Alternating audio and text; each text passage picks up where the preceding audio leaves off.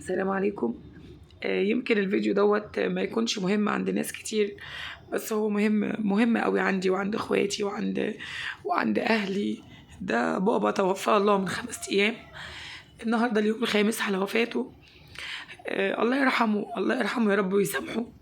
يمكن الواحد لسه مش متعود على كلمة الله يرحمه. يا رب يا بابا، ربنا يرحمك ويسامحك ويغفر لك، وكل اللي يشوف الفيديو يا رب يدعي لك بالرحمة ويدعي لك بالمغفرة. يا رب يا رب، ويتقبلك كده مع الأبرار ومع الصالحين ومع المتقين يا رب يا رب، ويجعل قبرك روضة من رياض الجنة يا رب يا رب ويسامحك.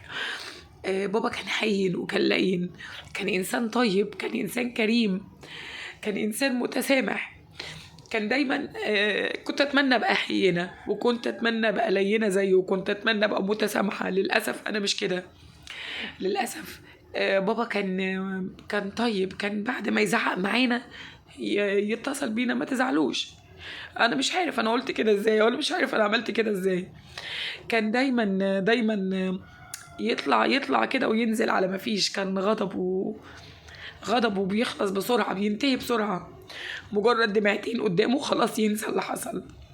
كان إنسان طيب، عاش طيب ومات طيب.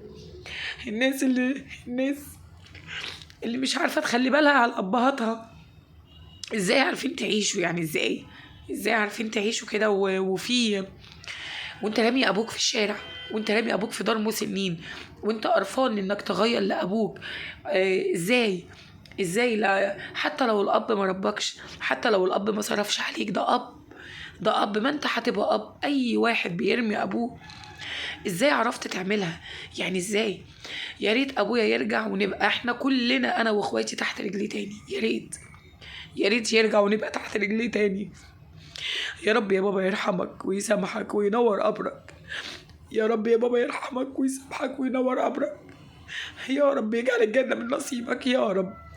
يا رب كل عمل صالح نعمله يوصل لك يا رب بحق جاه النبي يا رب، ويجمعك كده يا رب في جنة الفردوس الأعلى مع الحبيب المصطفى يا رب، ويجمعنا بيك يا رب على خير. يا رب يرحمك ويسامحك وينور لك قبرك يا رب، زي ما كنت هين ولين. يا رب يرحمك ويسامحك، يا رب يغفر لك كل ذنوبك.